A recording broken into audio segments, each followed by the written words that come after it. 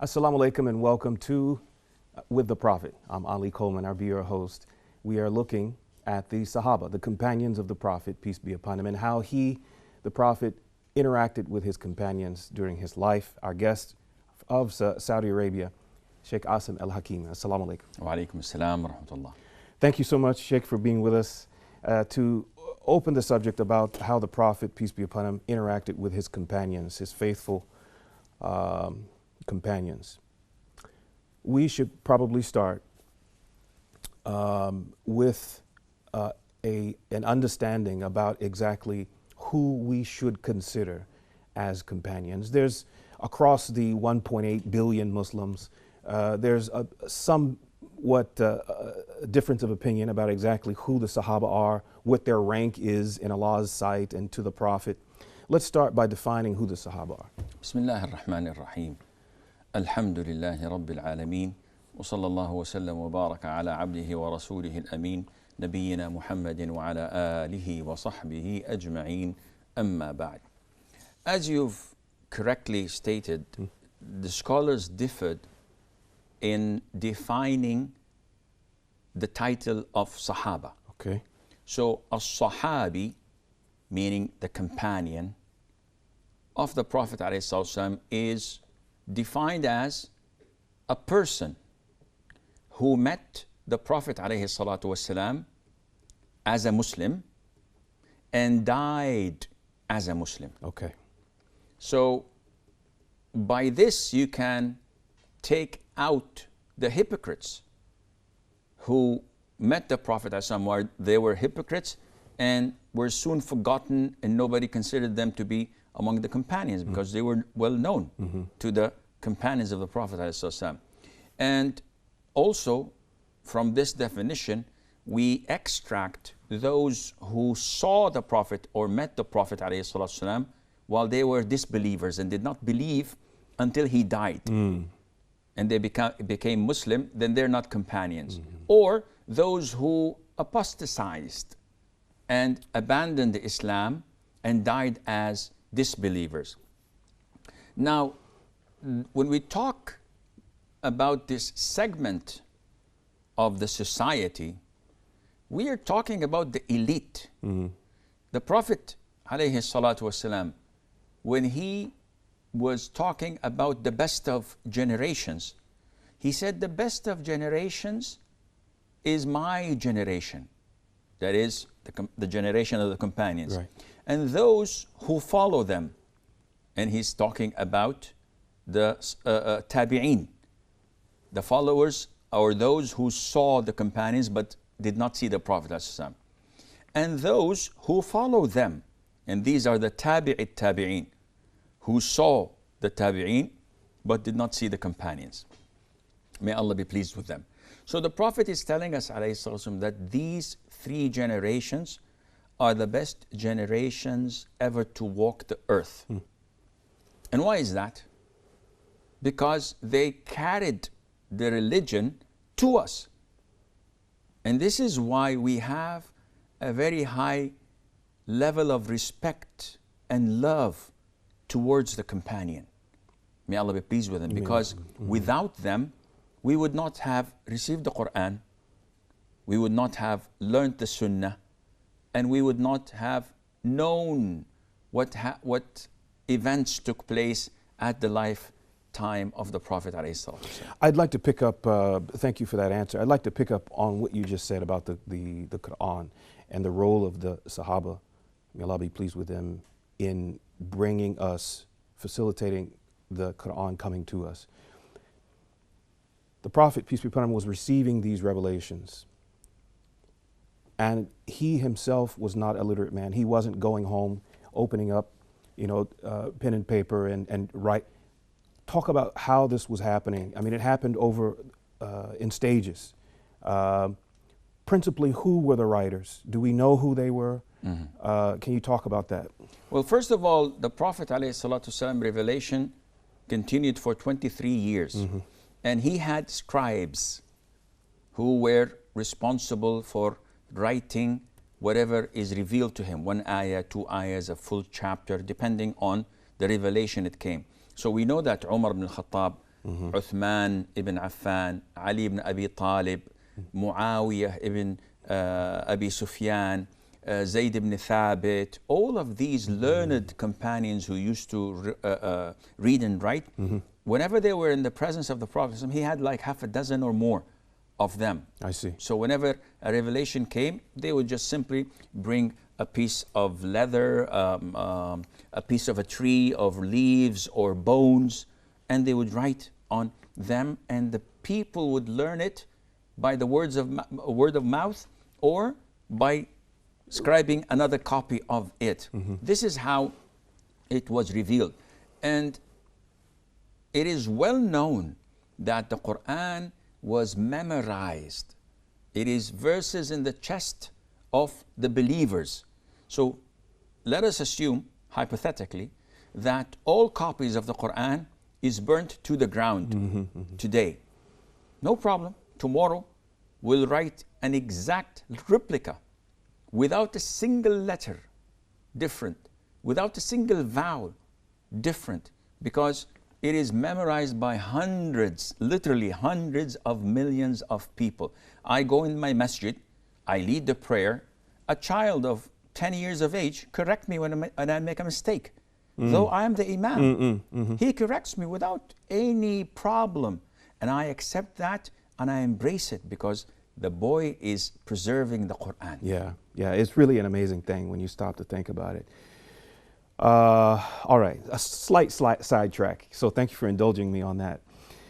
Let's go back to the relationship between the Prophet, peace be upon him, and his companions.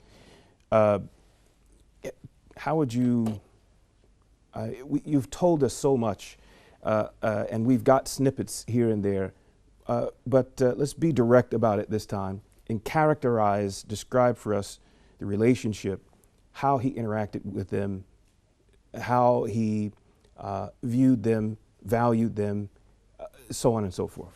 Okay, in terms of valuing them, we and the Muslims know for certain that there are top 4. And these top 4 are out of top 10. And then we have those who are known to have participated in the Battle of Badr. We know that there are those who migrated ahead of others. So the ranking differs among the companions. The best 4 are Abu Bakr, then Umar, then Uthman, then Ali, known as the 4 caliph, the rightly guided caliphs of Islam. They were the rulers after the Prophet ﷺ. In that order. In that order. And their status to Allah is in the same order. The Prophet ﷺ mentioned these 4 among 10 of the companions. So there were 6 more. When the Prophet mentioned them, he said, so and so is in Jannah. Abu Bakr is in Jannah. Umar is in Jannah. Uthman is in Jannah. Ali is in Jannah. Abu Ubaidah Amir ibn al-Jarrah is in Jannah. Sa'ad ibn Abi Waqqas is in Jannah. Abdul Rahman ibn Auf is in Jannah. Az-Zubair ibn al-Awwam is in Jannah. Talha ibn Ubaidillah is in Jannah. Sa'id ibn Zayd ibn Amr ibn Nufayl is in Jannah. 10 people. In the unanimous decision of Muslims that these are the best of the best. Then you have other companions. I'll just give you an example of, one would say, oh, okay, companions are all the same. They're all knowledgeable, they're all good. You know a companion by the name of Khalid ibn al-Walid? He was a great warrior. He was a great leader. And the Prophet ﷺ described him as the sword of Allah. This description is not given easily. So when the Prophet compliments a person by saying that he's the sword of Allah, this means that this guy has a lot under the hood. However, in the Sahih, Khalid ibn al-Walid once argued and disputed with Abdul Rahman ibn Auf, one of the top 10 companions of the Prophet ﷺ. What did the Prophet do when he heard about this dispute? One would say, okay, this is one of the 10 heaven bound, and this one is the sword of Allah. It happens. No. The Prophet said, ﷺ, addressing the whole of the companions, wouldn't you leave my companions for me? This is addressing Khalid. But I'm your companion as well. But the Prophet is showing the difference. Wouldn't you leave my companions for me? For by Allah, if one of you, he's addressing Khalid, if one of you would to give in charity the weight of Mount Uhud in gold, that would not come close to the hands full of my companions, or not even half of it. So the Prophet is actually saying that no matter what you do, Khalid, even if you pay in charity the weight of Mount Uhud in gold, this would not come close to what Abdul Rahman offers to Allah Azza wa Jal. I see. And that was it. Not only that, even with Abu Bakr and Umar, how close can that be? We know that Umar was so close to the Prophet ﷺ, so beloved to the Prophet ﷺ. Abu Bakr and him always went out and came in with the Prophet ﷺ. Yet once Abu Bakr said something inappropriate to Umar. Then he went to his house trying to seek forgiveness, but Umar did not come out.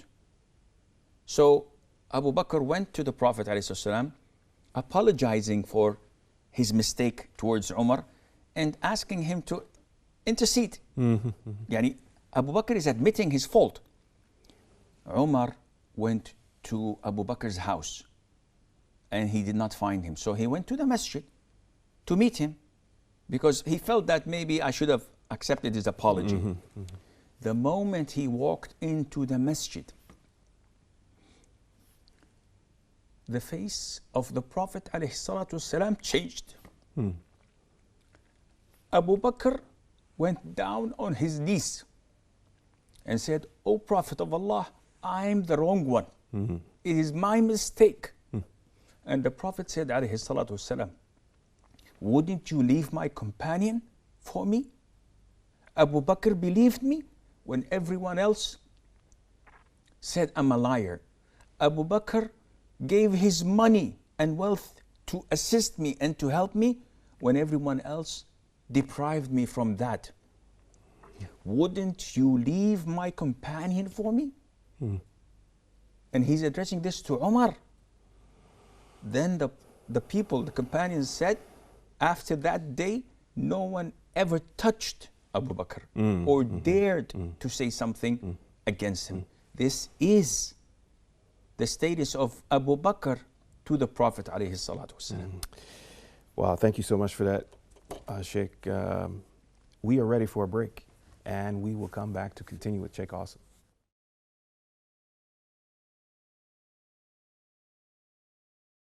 Assalamu alaikum and welcome back to With the Prophet. We're continuing with Sheikh Assim. I always pronounce your name like awesome, A-W-E-S-O-M-E. Awesome. Both work, there's no problem.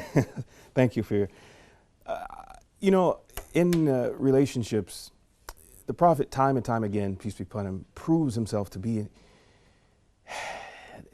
a man that, a truly unique and unusual man. I mean, his humility, his love, his compassion, his mercy, he was really different from the mold that we are accustomed to recognizing as a man.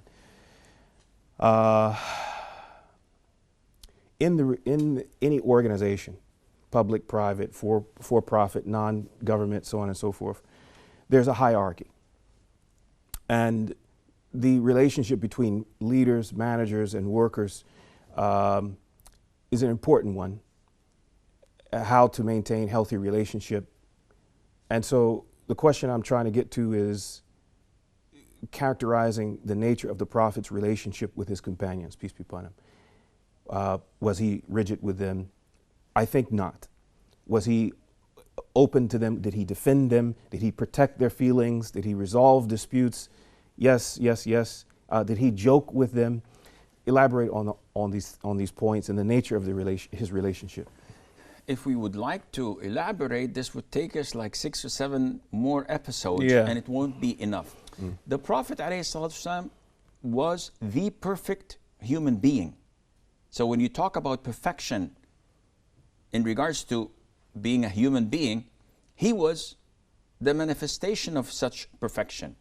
His time was fully utilized to the particular second. So he used to visit his companions one by one. He used to counsel them, solve their problems, answer their invitations, visit them when they're sick and make dua, attend their funerals, attend their burials, attend their weddings, check upon them if something was missing or something was wrong. If there was a task at hand, he would always give a helping hand, as in the case of digging the trench, which we all know about the battle of the Khandaq or the trench, when the idol worshippers of Quraysh and the tribe of Ghatafan were planning to attack Medina. Immediately the companions gave advice to the Prophet ﷺ to dig a trench around it to delay their penetration of the borders and they can attack. And this is also one of the things that manifest or illustrate the relationship between the Prophet and his companions ﷺ, that he used to ask them for consultation. He says, advise me, O people, what do you think?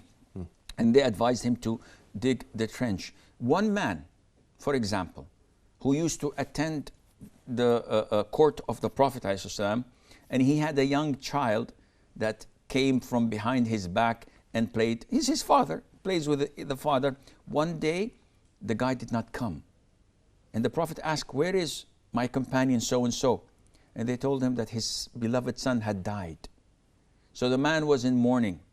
The man was sad and depressed. So the Prophet went to him, ﷺ, and condoled him and gave him his sympathy and condolences. And then the Prophet asked him, would you like that your son is with us today playing with you? Or would you like on the day of judgment that he meets you on the gates of paradise and admits you to it? He said, no, by Allah, I'd like him to admit me to paradise. The Prophet said, so it is. So when you see the interaction of the Prophet ﷺ, he used to joke with them. Okay. And they used to tell him, O Prophet of Allah, you joke with us. And he says, yes, but I do not say except that is true. So a woman, an old woman comes in and says, O Prophet of Allah, pray to me that I enter Jannah. The Prophet says, Jannah, paradise, is not, old women are not admitted to paradise. So the woman starts to weep. And the Prophet smiles and says, you will return to be young in your 33 years of age. So the Prophet didn't lie. He didn't, yeah. So another person comes in, the Prophet jokes, ﷺ, and he has like trachoma in his eye, in one of his eyes. So the Prophet invites him to eat dates. While he's eating dates, the Prophet says, you're eating dates with trachoma in your eye, with this infection in your eye. And the boy and this companion says, yes, but I'm eating with the other eye, with the healthy eye. So the Prophet jokes with them. Once there was a man by the name of Zahir, and he's a Bedouin, who used to come and do practical jokes.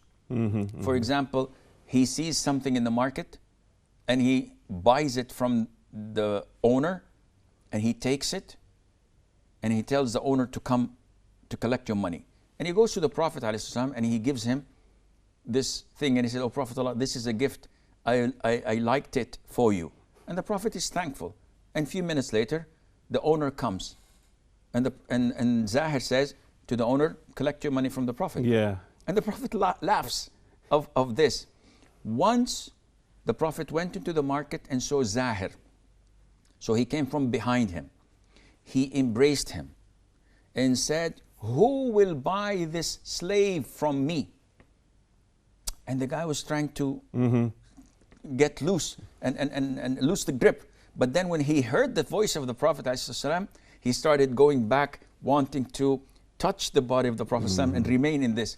So when he said, who will buy this slave from me? Zahir said, oh Prophet of Allah, then no one will buy me. I'm not something good to be sold. So the Prophet said, but you at the side of Allah is expensive. You are expensive at the side of Allah. So the Prophet jokes. Yeah. But he doesn't cross the line. He doesn't lie. And it's not something that is frequently done like stand-up comedians or jokers or clowns. No. The Prophet has respect. Yeah. But every now and then, this breaks the ice. This makes them feel that he is from amongst them. Yet, the relationship between bosses and subordinates usually is a relationship of intimidation. So you're my boss, I would probably fear any reaction from you. This was not with the Prophet ﷺ. There was no intimidation, there was total respect. Amr ibn al-As, who was an adversary and an enemy of Islam until the 8th year of Hijrah, he said, I embraced Islam and now I could not describe the Prophet ﷺ if I were asked to do so. I cannot, because I could not look at him face to face. He's not intimidated, but he is so respectful that he is always looking downwards. He cannot look at the Prophet ﷺ in order to memorize the way he looks and to describe him. This shows you the amount of respect and love they had to the Prophet ﷺ. This individual himself says that I've never met the Prophet ﷺ after accepting Islam except that he would smile in my face. Now look, he has just accepted Islam and he was an enemy. But now he's a Muslim. So whenever he comes and meets the Prophet ﷺ, the Prophet would smile in his face. Until this made him think that he is favored by the Prophet. So himself, this guy, Amr ibn al-As, may Allah be pleased with him, he said, so one day I felt courageous and I said, O Prophet of Allah, who among the people is most beloved to you? Thinking that he will say, you, because you always smile in my face. So he said, Aisha. So, no, Prophet of Allah, among the men. Right. Then the Prophet said, Abu Bakr, then Umar, then Uthman, and then the guy knew and understood he got it. That this is the nature of the Prophet ﷺ of being so down to earth with his companions that he smiles to all of them. Yeah, it really changes the dynamic when you have someone who humanizes themselves, is good with the situational humor, as you described. Basic question, going back to who the Sahaba were, may Allah be pleased with them. How was the selection made? Was it based on people who were immediately around him? Did he know them, peace be upon him, before his prophethood began? How did these people, when we look at some of the other prophets, the major prophet preceding Muhammad, Isa, peace be upon him, he went around the town selecting people randomly. He didn't have any previous connections with them. How did it work with Prophet Muhammad? The Prophet ﷺ did not do any selection per se. It was Allah who selected them for him. All right. Abdullah ibn Mas'ud, may Allah be pleased with him, says that Allah Azza wa Jal looked into humanity and selected the best of them to be his messenger, Prophet Muhammad ﷺ. Then Allah looked in the hearts of all those around him and selected for him the companions of the Prophet ﷺ, who were the elite and the best of the best. Therefore, it was not that he used to go and select them, they were around him. They saw him, they believed in him, they followed him, and they chose to be defending him, fighting for him, learning from him. Abdullah ibn Mas'ud, for example, is one of them. He learned 70 plus surahs straight from his mouth. Abu Hurairah stayed with the Prophet the last 4 years of his life, not going anywhere, not working anywhere, only to whatever he can eat with the Prophet ﷺ. Anas ibn Malik, he was with the Prophet for 10 years as his mother brought him, may Allah be pleased with them all. So when you look at the companions and you look at the judgment of character of the Prophet ﷺ, you understand that he is an intellectual person. He knows character. So when he said, Abu Bakr is the most merciful of my ummah to the people. Umar is the strongest. Uthman is the most bashful. Ali is the best of judges. Mu'adh ibn Jabal is one of those who know in division of inheritance. And Abu Ubaidah, he's the Amin, the trustworthy of this ummah. So all of these characteristics, he knew them one by one, and he knew how one was better than the others in all of these things. Yeah, it sounds like the job that we hear. Coaches, they have to identify, develop talent, natural abilities. That's all the time we have for the Sahaba. Thank you so much for being with us. Barakallahu feekum. We will conclude our discussion about the Sahaba, the companions of Prophet Muhammad, peace be upon him, and end our discussion. And inshallah, may Allah accept our efforts. Thank you for being with us. Assalamu alaikum wa rahmatullah.